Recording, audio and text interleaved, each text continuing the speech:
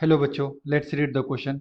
The question said that chloroform plus benzene form non-ideal solution showing positive और negative deviation. Okay, तो बच्चों हमें choose करना है कि पॉजिटिव डेविएशन होगा या फिर नेगेटिव डेविएशन होगा जब हम लोग क्लोरोफॉर्म और बेंजीन को मिक्स करते हैं. ठीक है, तो आइए बच्चों चेक करते हैं इसका करेक्ट आंसर क्या होगा. एंड फर्स्ट ऑफ ऑल बात करते हैं की कॉन्सेप्ट की कॉन्सेप्ट. तो बेसिकली ये क्वेश्चन आया बच्चों सॉल्यूशन चैप्टर से. एंड इसके अंदर हम लोग पढ़ते हैं ideal and non ideal solution. Ideal and non ideal solution. Okay बच्चों, एंड हमें क्या दे रखा है, हमें दे रखा है क्लोरोफॉर्म एंड बेंजीन. तो क्लोरोफॉर्म क्या होता है बच्चों, CHCl3 प्लस बेंजीन C6H5.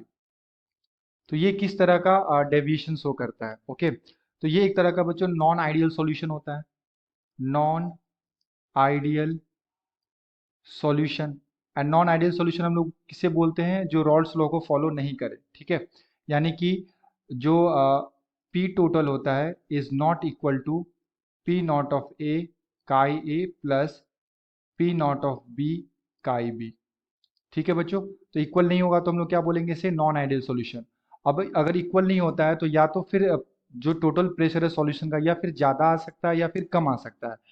तो अगर बच्चों कम आता है ना, अगर आप जितना एक्सपेक्ट करते हैं अगर उससे कम आता है प्रेशर, तो उस टाइप के सॉल्यूशन को हम लोग बोलते हैं सॉल्यूशन विथ नेगेटिव डेविएशन.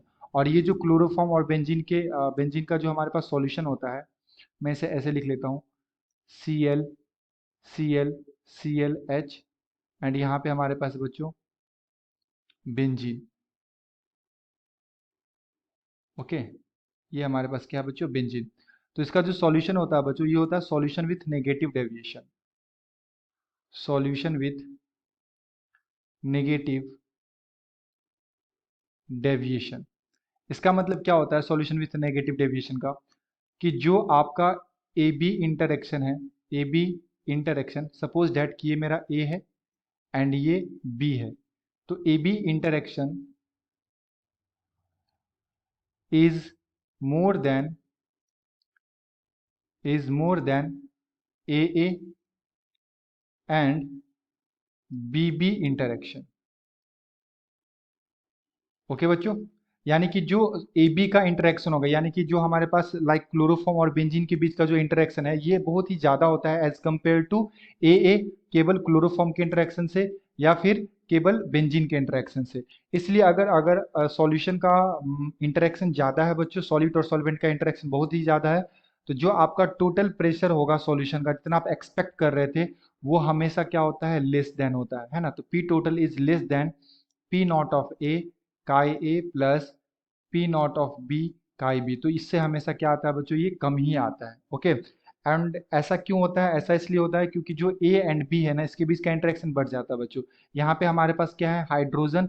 और यहाँ पे अगर आप देखो तो बेंजीन पे क्या है, पाई डेंसिटी है ना, पाई इलेक्ट्रॉन का डेंसिटी है.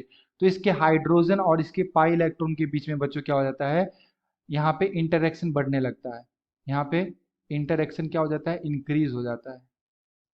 इंटरेक्शन इंक्रीजेस है ना, किसके बीच में, क्लोरोफॉर्म के हाइड्रोजन एंड जो बेंजीन में पाई इलेक्ट्रॉन के डेंसिटी होते हैं, पाई इलेक्ट्रॉन का जो क्लाउड होता है, इसके बीच का इंटरेक्शन बहुत ही ज़्यादा इंक्रीज हो जाता है बच्चों. इसके कारण क्या होता है कि सॉल्यूशन का जो प्रेशर आना चाहिए है ना, वो हमेशा कम आता है. किससे, P not of A plus P not of B chi B से. तो इस टाइप के सॉल्यूशन को हम लोग क्या बोल सकते हैं बच्चों, solution with negative deviation. Negative deviation. So the correct answer is negative deviation. Okay बच्चों, I hope you will understood it well. Best of luck. Thank you.